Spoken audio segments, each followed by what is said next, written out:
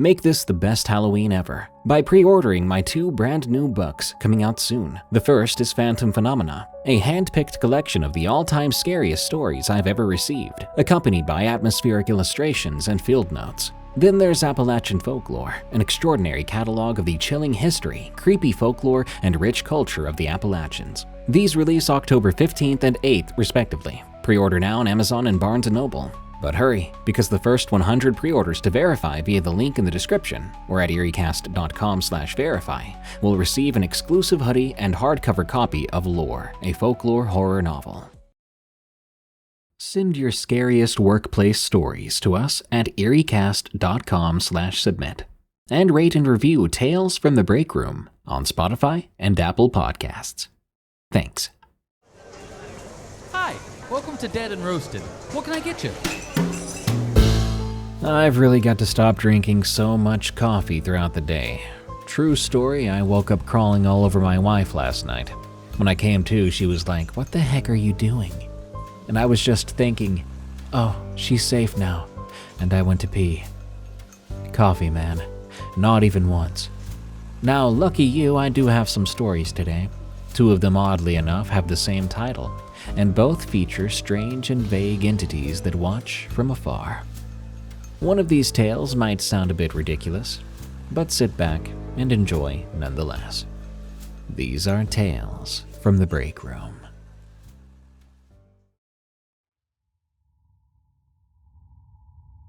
The Watchers, from R. Strayer 625. There's a strange feeling that comes from seeing a place void of people that should otherwise be occupied. It's called canopsia, a sense of profound emptiness beyond simply being devoid of people. Ask anyone who has worked a night shift alone. They have felt it, a security guard's feeling of being watched, a night nurse seeing movements out of the corner of their eye, the uncertain tension of an empty emergency room late at night. Heck, ask the night janitor of a school why they all have headphones. At least one will tell you it's to cover up the sounds of children playing, even though the school has been closed for hours. However, I'm here to tell you, even in places that feel the most empty, don't count on being alone. The first time it happened, I was a young EMT working a night shift on Ocean Boulevard in Long Beach. The call came in as simple chest pain, but quickly devolved into a full-on cardiac arrest upon our arrival. My partner and I were doing everything by the book and had managed to at least bring the man back once before we arrived at the hospital. As we bailed out of the ambulance and headed towards the emergency room doors, I happened to look up at the awning that covered the ER entrance. It had been misting a light, almost tropical rain for most of the evening, and vision through my glasses was less than ideal. But for a moment, I could have sworn there was a figure standing on top of it. I blinked, trying to focus. Now, emergency rooms are wild places. It honestly would not be that unusual if someone had climbed up there during some sort of hysteria or psychotic episode. I tried glancing around to see if security was anywhere nearby, maybe trying to talk them down. But as I got closer, I saw them sitting on a stool under the awning, just looking rather bored. I tried to squint as if it would make any kind of difference, only being rewarded with an even more blurry image. My partner's rather large hand clapped onto my shoulder to drive me forward, as I had stopped moving with the gurney. "You taking a union break?" he said, irritably, shaking me out of my momentary pause. I apologized and continued forward into the ER bay. I have to admit, our hopes for the patient were not optimistic. He was advanced in age, and from the look at the monitor, this wasn't his first cardiac event. But we pressed forward into the bay and let the nurse and ER techs take over after a brief explanation of what we had done so far. A knowing look passed between the head nurse and my partner, confirming what I already suspected. This poor guy didn't have long. My partner and I exchanged a brief and wordless shrug. It was out of our hands now, we both knew it. And I know it sounds calloused, but that's the reality of emergency work sometimes. All you can do is your best, and that has to be enough. We made our way down to the break room to fill out patient care reports and refuel on caffeine. One rule of the ambulance life is never pass up an opportunity to eat, sleep, or use the bathroom. You just never know when you'll get the chance to again. Plus, this hospital had a reputation for having really good snacks. I was tearing into a small bag of beef jerky while my partner made us coffee at the coffee machine. Meals are a tense affair in our line of work.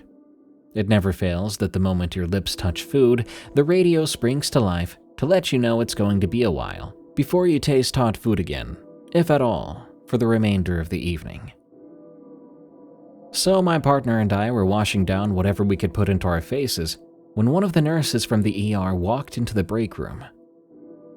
My partner looked up from a long pull of coffee, raising an eyebrow with an expression of concern. The nurse shook her head with a slight grimace of confirmation. Saying nothing in return, my partner returned the slight grimace and shrugged his shoulders.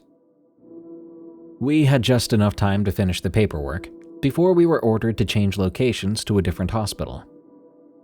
We made our way out of the hospital through the ER door, back into the rain that had begun to fall even more heavily than before.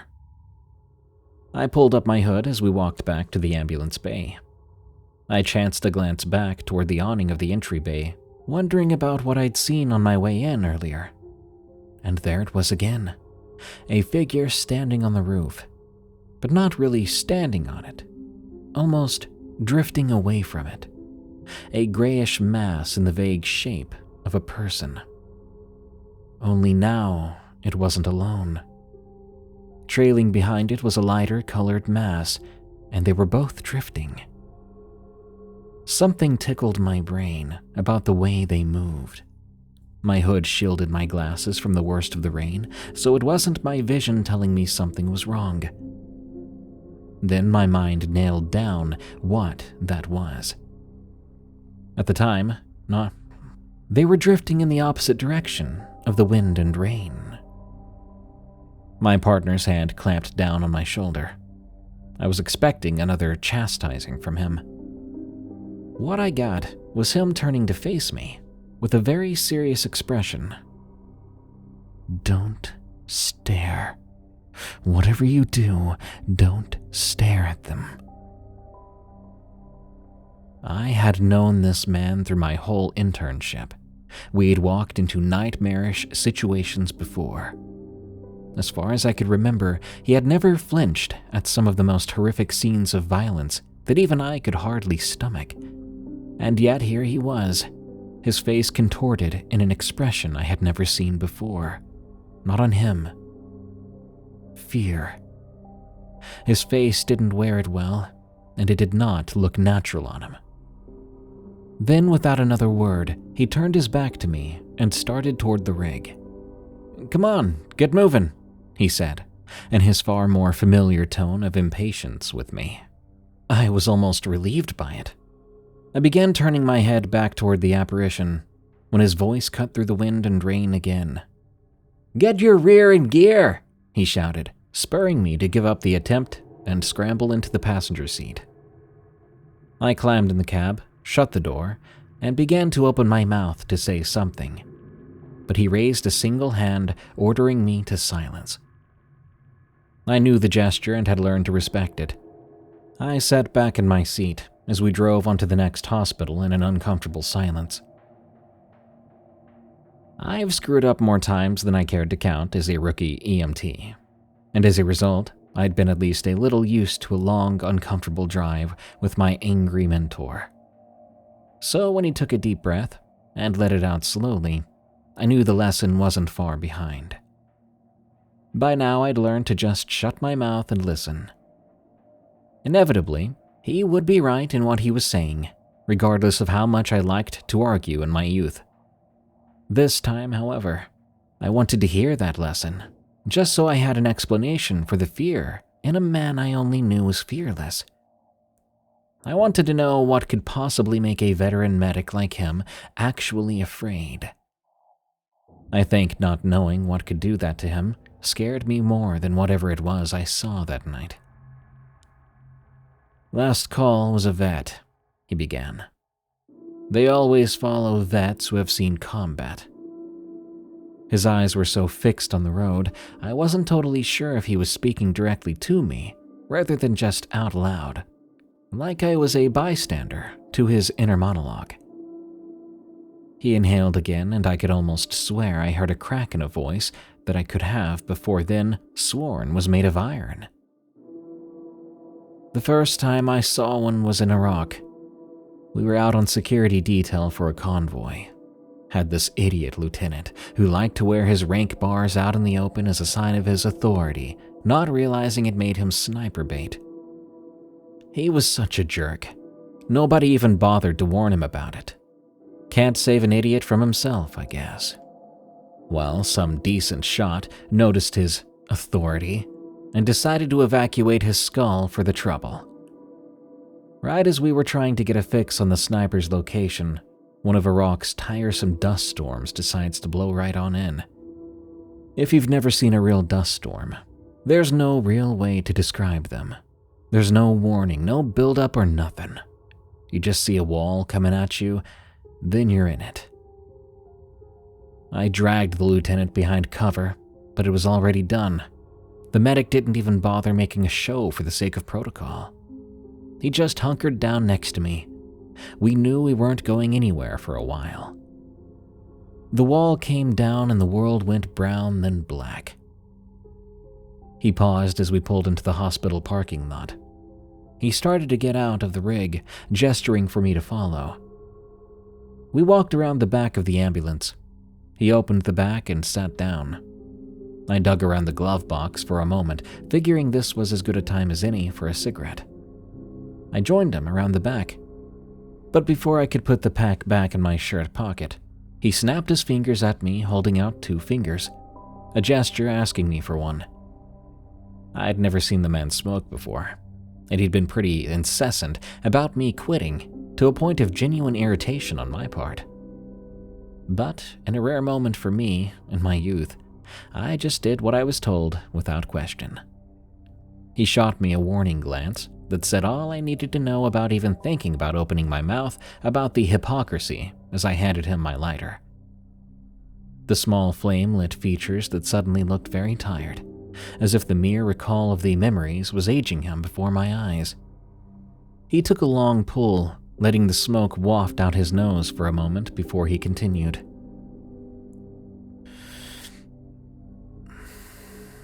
It wasn't long after everything went dark when it came.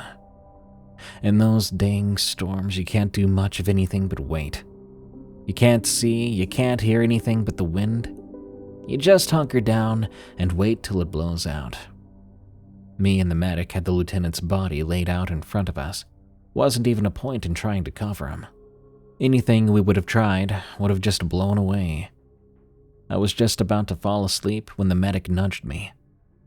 He was trying to say something, but I couldn't hear him. He was pointing out into the storm, like I was going to be able to see anything at all. But then, something snapped into focus out of all that dust, almost like it was made from it. I wouldn't say I could see it, but more like I could see the dust blowing around where it was.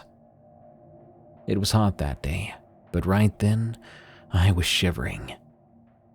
I don't know what it was, but it was cold, like a dead cold you can't argue with. No fire, no heater is going to do anything about it.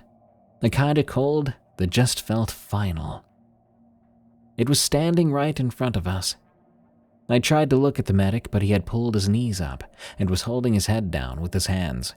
And from what little I could hear, he was praying. When I looked back, it was reaching down, with what I could make out was a hand. Then it reached inside the lieutenant's body, just passed right through it. When it stood back up, there was something else standing next to it. Even in all that dust, I could make out the shape of the lieutenant. He was staring right at me, Then the two forms just turned away and disappeared into the storm. They took all that cold and darkness with them, too. I was left sitting in the dirt, staring into the storm as it blew itself out. When it was over, I looked at the lieutenant's body. He looked somehow more empty than before. I had no love for the man, but I knew he was truly gone, and whatever that was had taken him. My partner leaned forward as he finished the last bit, hanging his head and running one of his hands over his scalp, like he had just completed a great laborious task. My stunned silence was interrupted when I felt the burn of the cigarette in my hand, that had all but smoked itself and was beginning to work its way toward my fingers. I adjusted it and took the last drag it had left to offer before snuffing it out on my shoe. I tried to begin, but he cut me off. Now that you've seen them, you won't stop. He didn't look up from the ground. That's what the medic told me afterwards. I started seeing them following patrols. When I saw them, I knew that not everyone was coming back from that one. I lost rank once for trying to pull a friend from a first fire squad after seeing one. He went anyway and didn't make it back. I don't know what they are or why some people can see them and some can't. But now that you have, it doesn't stop. He said it with an almost apologetic tone. All I can tell you is don't stare. You don't want to get their attention on you. Pay them the respect they deserve, but you don't want them taking notice of you. I was about to break what was probably my longest streak of being quiet in my life up to that point, and ask him why. But the haunted eyes staring back at me when he raised his head to meet my gaze, almost as if he had sensed the question coming, spoke to an answer I probably didn't want to hear. Not that death unnerved me. Even by that point, I'd seen my fair share, but I didn't want to hear it from him. This man had been my mentor for years. I took everything he said about the job, and even life, as pretty much gospel. Even though the times I'd argued with him, just out of youthful rebellion, I had only known him to tell me the truth, even if it hurt. And if he was scared to tell me something, I didn't want to contemplate what that could entail. He reached for his radio, pressing the key. Dispatch Unit 211, going to stage at French Crest, he told dispatch. Copy 211. Crackled back on the radio. Get in, he said, with that tone he used when he was giving orders, not suggestions. And for the second time in my life, I did what I was told, without question. Fringe Crest was an affluent neighborhood that bordered downtown, a whole new development of million-dollar-plus homes. But the backside of the development was still under construction and open to the public, without their private security harassing you about napping on a break in your rig. By then, the rain had begun to peter out, and as we drove, I rolled down the window to take in the smell of a city temporarily washed clean. My partner cut back and forth along freshly paved roads amongst homes in various states of construction. He pulled to a stop on the furthest back road atop the ridge that offered a view of the city sprawl beneath it. That view was why people justified paying $2 or $3 million for a place on the ridge. He reached into his back, pulling a small black nylon pouch from his backpack, and got out without saying a word. I hopped out to follow. He opened the pouch with a rip of Velcro and produced a small pair of binoculars. He pointed out to the southwest of town, handing me the binoculars. I eyed him for a moment. Just look near the 10 freeway, he instructed.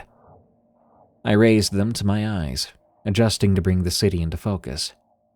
I scanned for a few seconds, and just before I was about to ask what it was that I was supposed to be looking at, I caught it. It was barely visible, and for a second I thought I was only seeing maybe a distant helicopter, maybe someone's personal drone. I turned the fine adjustment until I saw clearly what my partner had been trying to show to me. Tiny motes of light slowly drifting through the night sky. Not very many, maybe half a dozen, all seemingly originating from the tallest building in the area. My mind ran through the maps of the city, and then all the pieces coalesced into a realization made of understanding laced with touches of fear, and in some way, awe.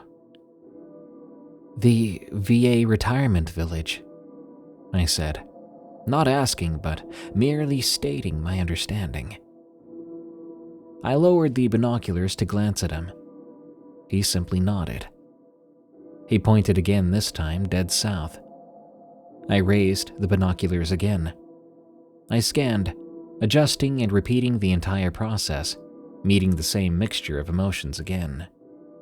Not quite as many this time, but definitely there. The same tiny specks of light, not moving fast enough to be any kind of man-made vessel, just drifting away from the ground. "Now look to the east where 101 meets downtown," he spoke, as if revealing the grand finale. I turned without lowering the field glasses. Before I could even focus, I understood why this one was the last. Dozens of them, some arriving, some leaving. I furrowed my brow in concentration. Then a clear image of the map popped into my mind's eye. "The VA hospital," I spoke again, with nothing but the understanding of what the implications of what I was seeing really meant. I lowered the glasses and just took in the full view of the city. I could just barely make out a few of them drifting up into the still lingering clouds. A single odd thought occupied my mind as I watched them drift through the space above the hospital. An airport of souls. Several weeks passed before the next time I would encounter anything like it again. We were out again on a wellness check call that turned out to be a stroke. After some initial gathering of what vital signs we could get, my partner had just reached into the gear bag to produce his laryngoscope, a device we used to assist putting in an artificial airway, when I spied something on the fridge of the small apartment. "Hey, wait," I said to him. He frowned up at me, but paused just the same. I went to the fridge, and underneath an old electricity bill, just barely visible, I found our patient's DNR. DNR stands for Do Not Resuscitate. It's a standing order signed by the patient's doctor, stating that the person in question does not wish to receive life-saving care in the event of any life-threatening emergency. Basically a legal document that says, "I am ready to go when the time comes." My eyes darted over the document, making sure all the appropriate signatures were in place and what the standing orders are, because they can vary wildly from person to person. My eyes came to rest on the line at the bottom of the page. "No intervention," was all it said. I could feel my partner's heavy stare, as if urging me to spit it out already. "No intervention," I said. He sighed and put the scope back in the gear bag. "Then our work is done here. Nothing to do but pronounce when it's over. Just put the gear back in the rig. I don't think it's going to be long." Time of death 22:10. My partner said as I unhooked our patient from our monitors and began gathering the gear back into our bags. "I'll go talk to the officers," he stated, as he walked to the front stoop, where the responding officer had offered to take up residence, to give us all the space we could get in the cramped apartment.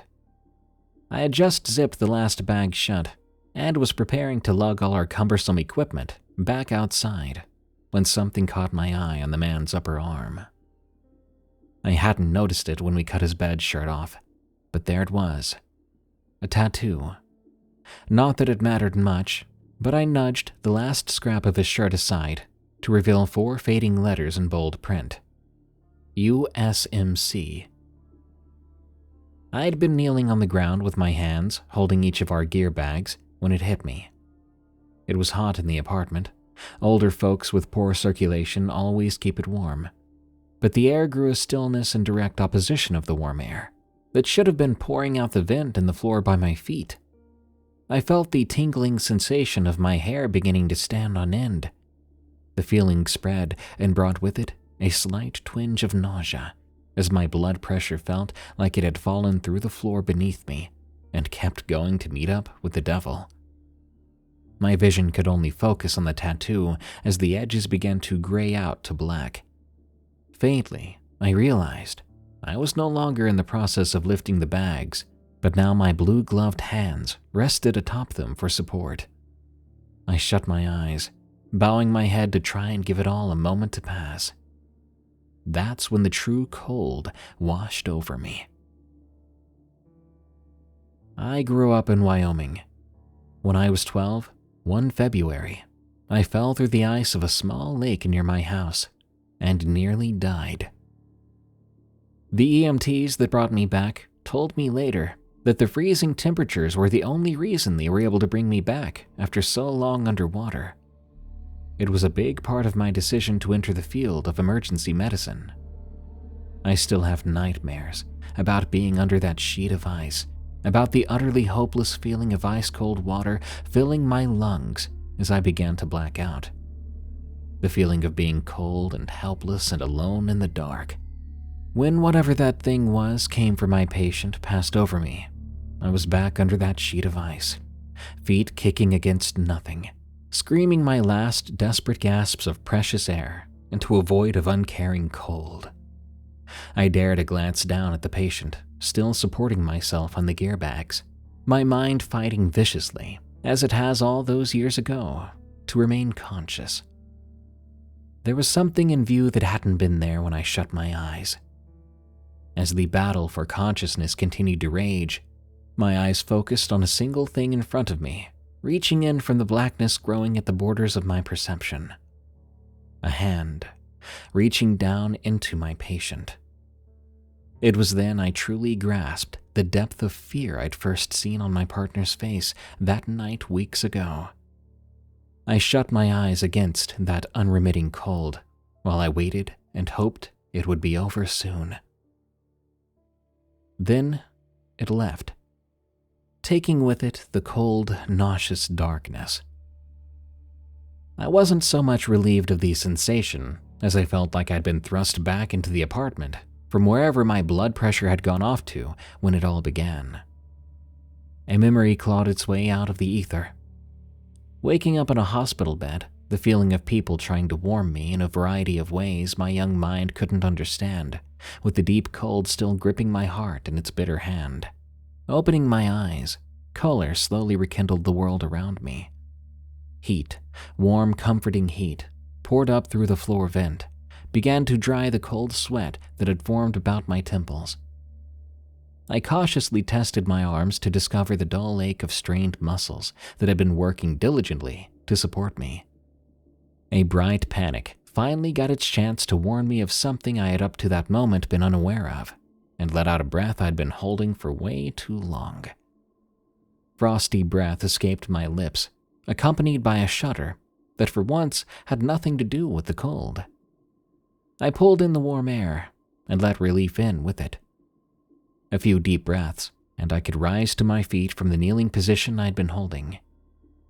I looked down at my patient from my new position, standing over him, holding my gear bags.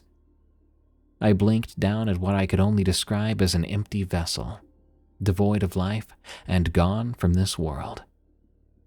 I pulled my practiced mask of professionalism hard down onto my face with no small effort and made my way out of the apartment, past where my partner and the officer were still talking on the front stoop. I dropped the gear bags into the rig without a word to either of them. I fumbled about the small cabin of the ambulance until my shaking hands found my work coat.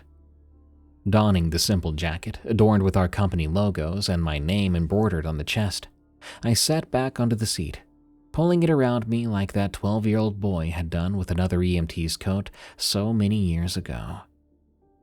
A deep gratitude washed over me for the whole experience to be over. I risked a look up into the night sky, just beyond the edge of the apartment building, 2 motes of gentle light wafted away into the darkness. Departure, I said aloud to no one. I leaned my head against the window and let myself drift off to sleep.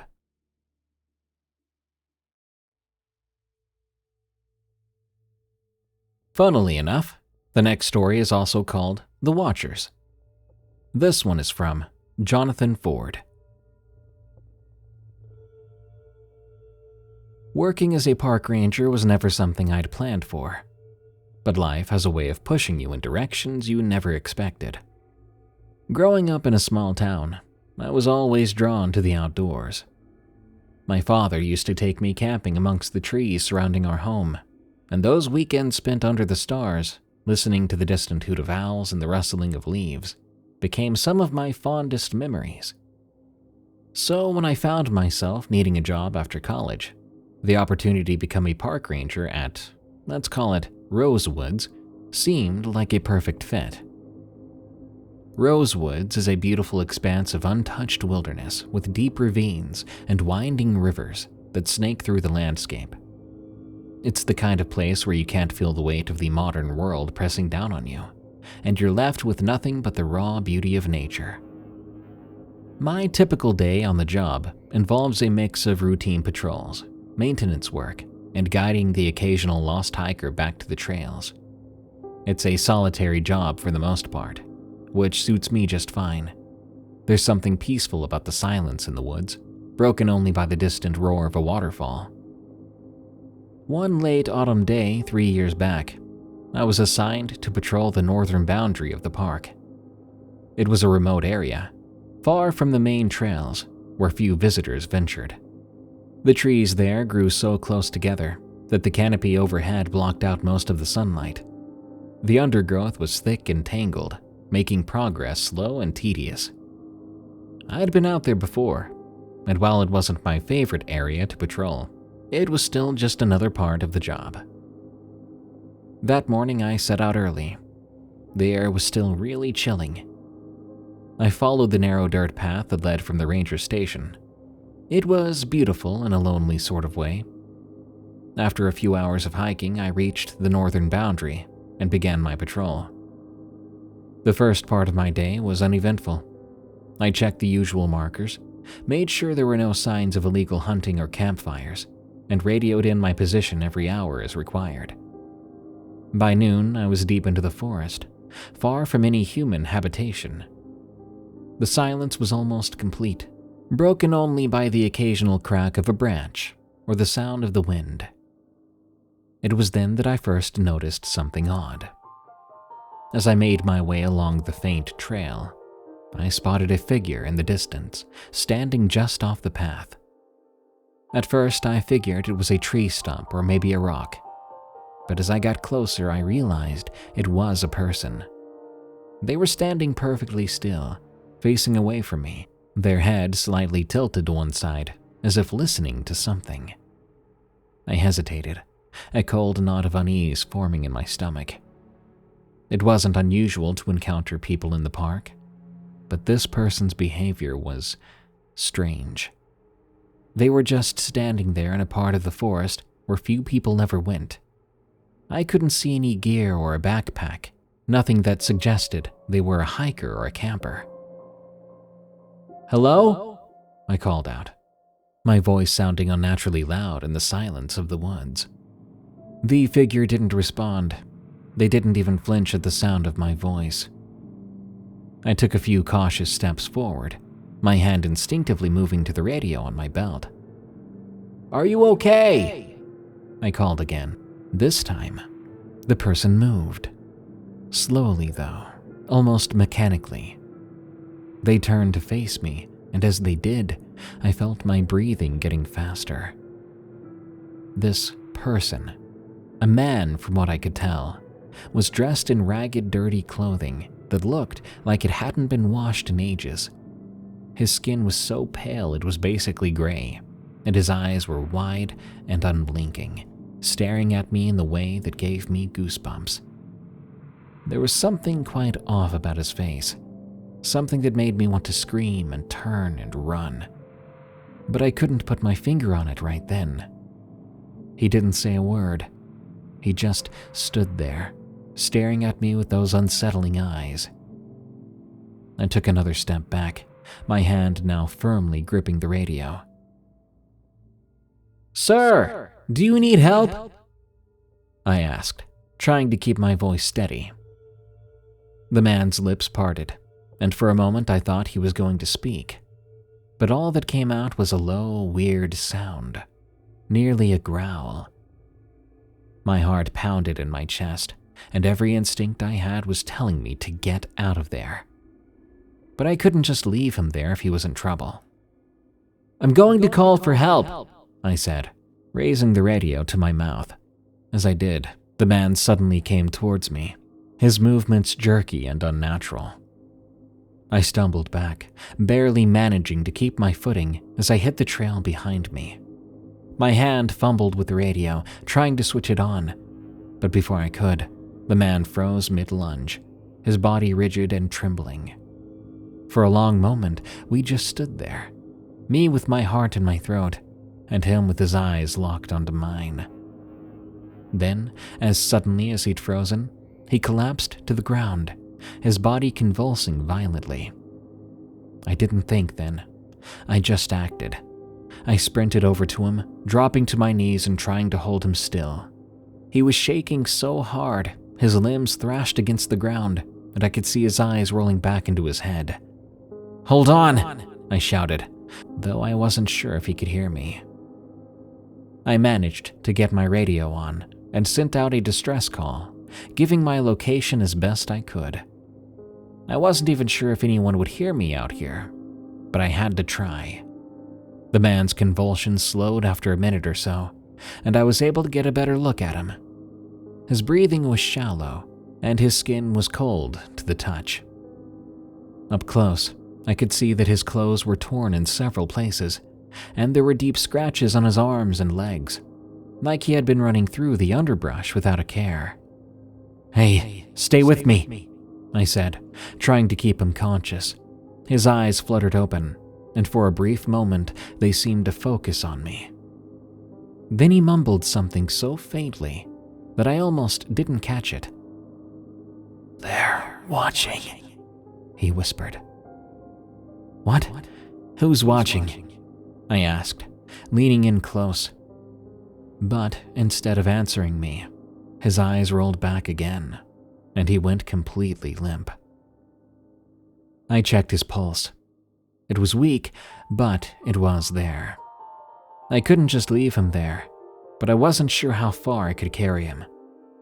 The closest ranger station was miles away, and there was no guarantee anyone would get my call for help. I was weighing my options when I heard it, a loud movement in the bushes nearby. I froze. My senses were on high alert.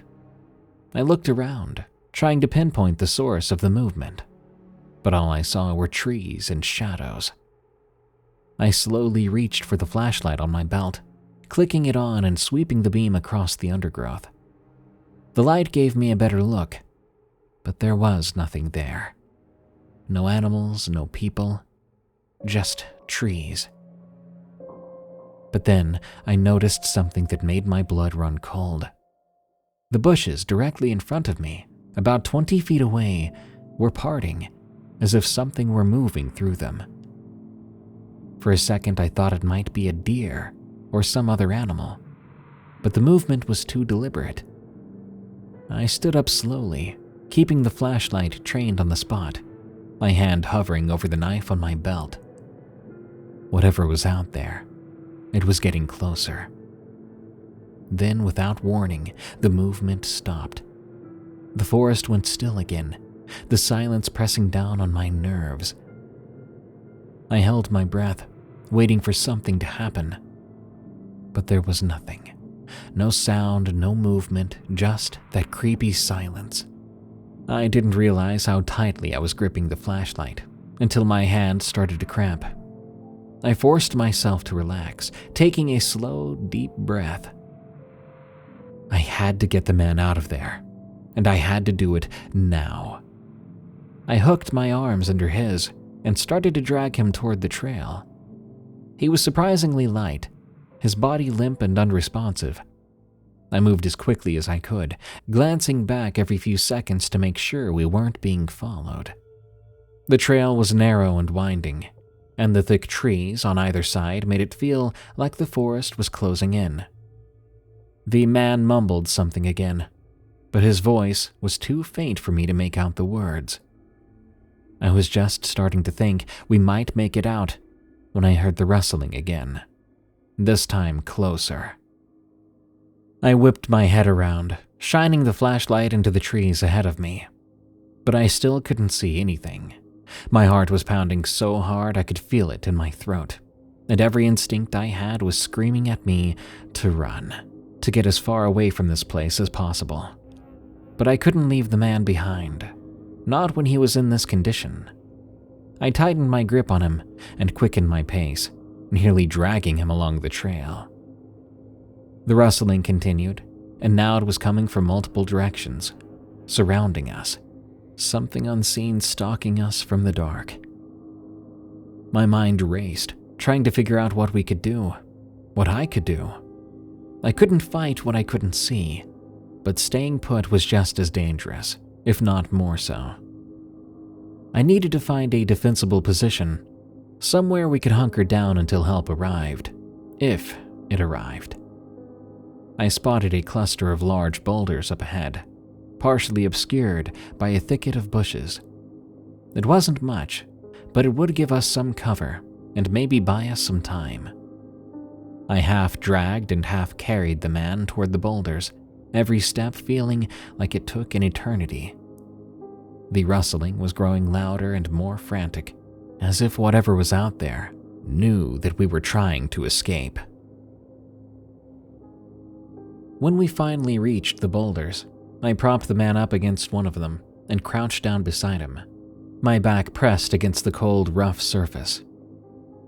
I moved the flashlight around, trying to catch any sign of movement, but all I could see were trees and shadows. The rustling had stopped again, but I knew better than to think we were safe. I was trying to catch my breath, my mind racing through options, when the man's hand suddenly shot out and grabbed my arm. His grip was surprisingly strong, and his eyes snapped open, wide and wild. He looked at me with a mixture of fear and desperation, his voice a hoarse whisper. "They're here," he rasped. "Who's here?" I asked, but before he could answer, I felt a sudden chill in the air. It wasn't just the cold of the autumn evening. It was something deeper, something that seemed to dig into my bones and wrap around my chest. And then I saw them. At first, they were shapes, just vague and indistinct shapes, moving through the trees at the edge of the flashlight's beam. But as they drew closer, they began to take form. Tall, thin figures, almost humanoid, but not quite right. Their limbs were too long, and their movements were too fluid, like shadows that had somehow come to life. Their faces were featureless, with blank voids where eyes and mouths should have been. My mind rebelled against what I was seeing, trying to convince itself that it wasn't real, that it was just a trick of the light, or my imagination. But deep down, I knew it was real. These things, whatever they were real, and they were closing in on us. The man's grip tightened on my arm, his eyes wide with terror. "Don't let them take me. Please, don't let them take me," he begged. I didn't know what to do. All I had really was a flashlight and a knife, neither of which seemed like they'd be of much use against whatever they were. But I couldn't just stand there. I grabbed the man by the shoulders and shook him, trying to snap him out of whatever panic had taken hold. "What are they?" I demanded. "What do they want?" "They're the Watchers," he whispered, his voice barely audible. "They take people, drag them into the woods. They're never seen again. Please don't let them take me." His words sent a shiver down my spine. The Watchers. When that man mentioned them, I remembered that a few of my colleagues had stories about shadow-like things, about people vanishing in the woods and never being found. But I would dismiss them as very rare cases or simply legends. Now, faced with these things I didn't understand, I wasn't so sure. The Watchers were closer now, only a few yards away, their forms becoming more distinct with each passing second. They moved silently, their featureless faces locked onto us as they advanced. My mind screamed at me to run, but my legs felt like they were made of lead, frozen in place by a primal fear which I could not shake. The man was trembling violently now. "We have to go. We have to leave before they..." Before he could finish, one of the figures lunged towards us. It moved with frightening speed that should not have been possible, covering the distance in the blink of an eye. I barely had time to react, raising my flashlight and shining it directly at the thing. To my surprise, the light seemed to affect it. The Watcher recoiled, its form flickering and distorting as if the beam of light was somehow disrupting its presence. I didn't hesitate. I kept the flashlight trained on it, and, with my free hand, I grabbed the man and hauled him to his feet. "Run!" I shouted, pushing him ahead of me. We bolted from the boulders, crashing through the underbrush, flying down the trail. The Watchers didn't follow immediately, but I could hear them behind us, moving through the trees with that eerie, unnatural speed. I kept the flashlight aimed behind us, the beam cutting through the dark, hoping it would keep them at bay. We ran until my lungs burned. I didn't know where I was going. I just knew we needed to get as far away from those things as possible. The man was barely keeping up, stumbling and gasping for breath. Finally, we burst into a small clearing, the trees parting to reveal a patch of open sky.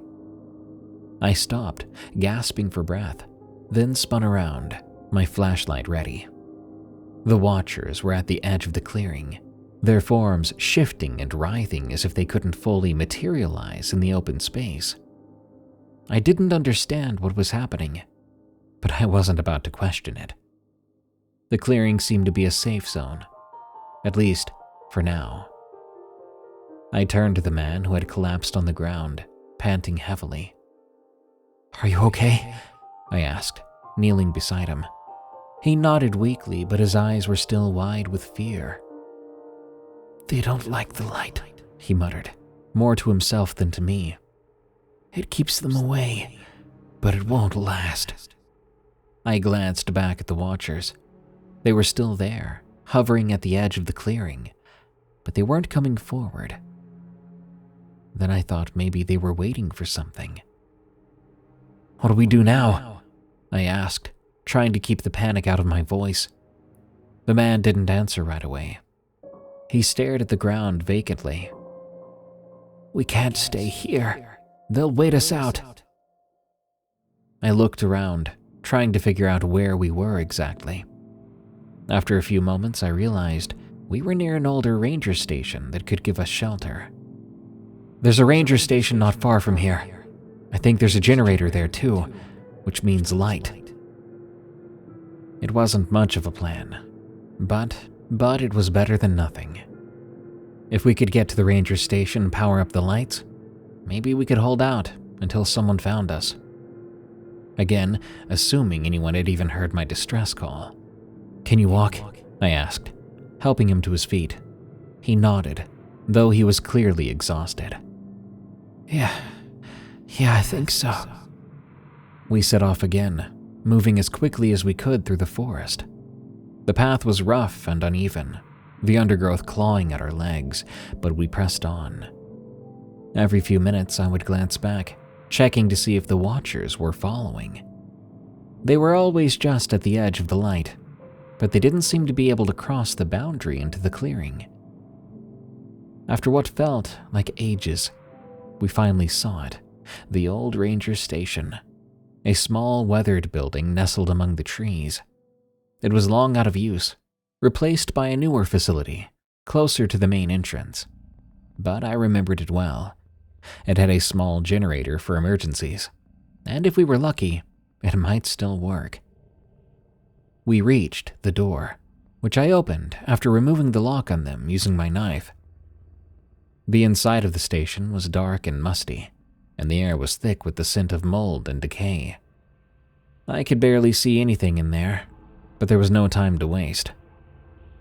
I pulled the man inside and shut the doors behind us, sliding the heavy old closet in front of them. "Where's the generator?" the man asked.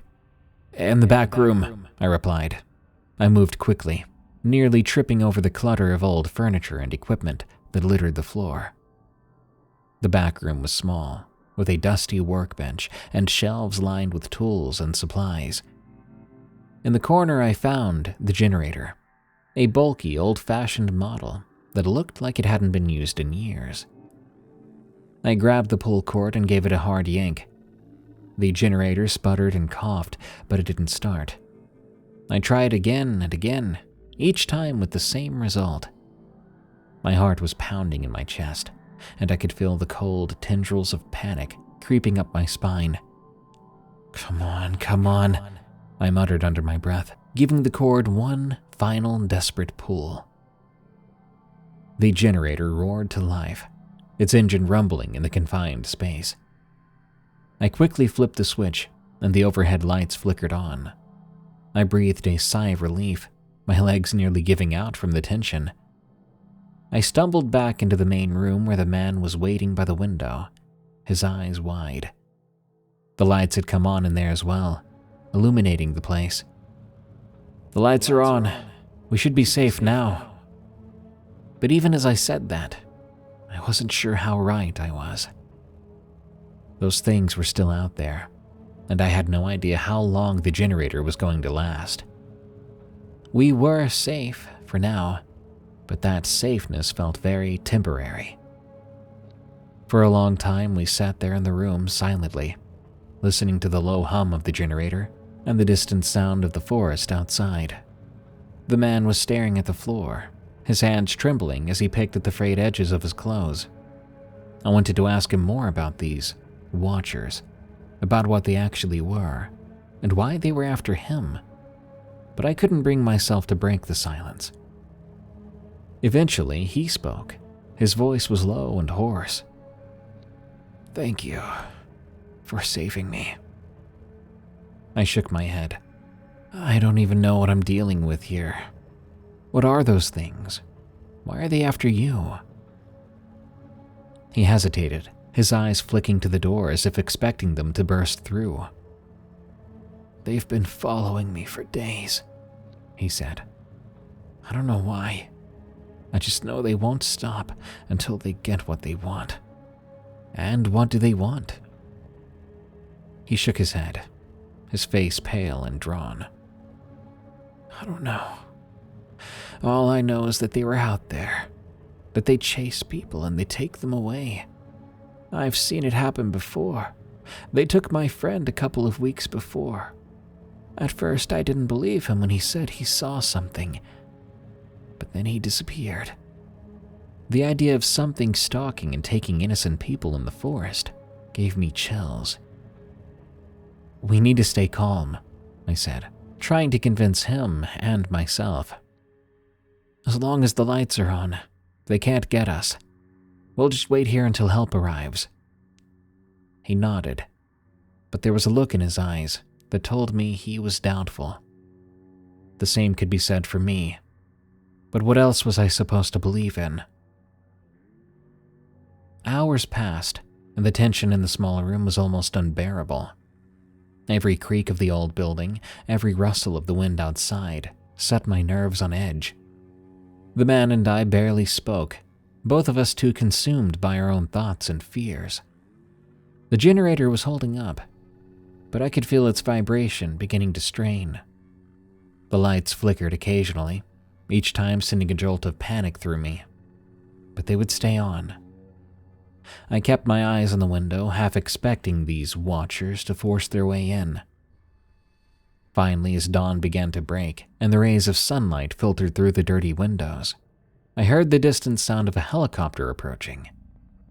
The man and I exchanged a look of relief as the noise grew louder, the thumping of the rotors a welcome sound in the eerie silence. I moved the closet away and opened up the door, just as the helicopter came into view, hovering above the clearing outside. A voice crackled over my radio, asking for our location and condition, and I quickly told them. Within minutes, a rescue team was on the ground, helping me and the man into the helicopter. As we lifted off, I glanced back at the woods below. The watchers weren't there. Maybe they had disappeared and faded back into the shadows and trees. Maybe they never did pass that clearing. Maybe we'd stayed awake and terrified for no reason. But something told me, as we flew away from there, that we'd barely escaped with our lives. There were things in those woods, things that watched from the deep shadows and fed off the fear of those who wandered too far. I survived, but I couldn't forget what I'd seen and experienced. And ever since then, I've never felt the same about the woods.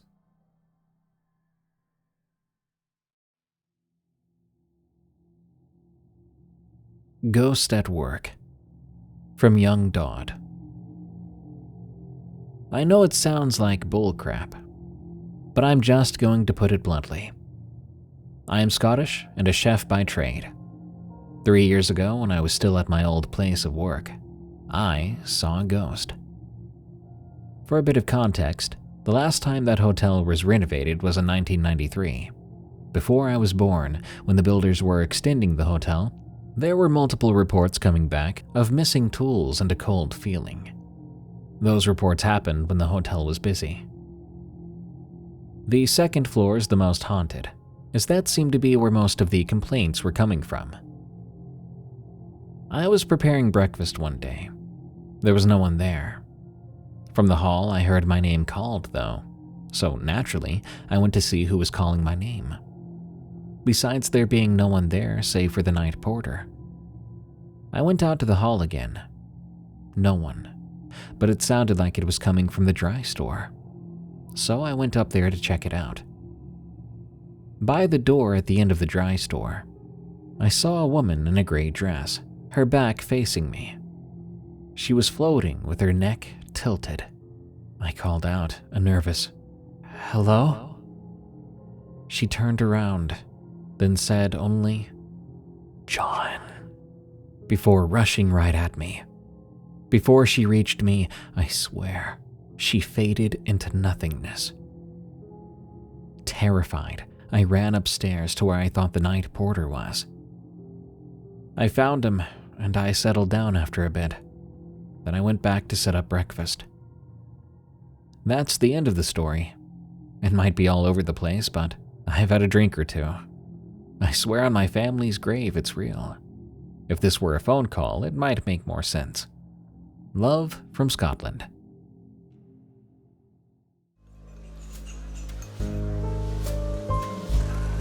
Thanks for tuning in to Tales from the Break Room, the home of the scariest true work stories.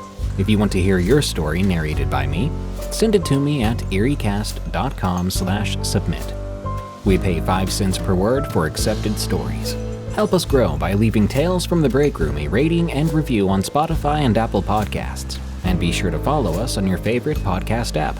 Check out eeriecast.com or search for EerieCast on those very same podcast apps to see our other exciting and terrifying podcasts, like Unexplained Encounters, the other show I host, where I read stories with a focus on the supernatural. To get some merch, go to eeriecast.store. And to unlock ad-free episodes of your favorite EerieCast shows and exclusive audiobooks, go to eeriecast.com/plus and consider signing up for EerieCast Plus. You can follow me on Twitter, I guess it's X now, at Dark Prevails. You can also subscribe to me on YouTube, where I deliver the same content. Just look for Darkness Prevails. Good night. I hope we can share another break sometime soon.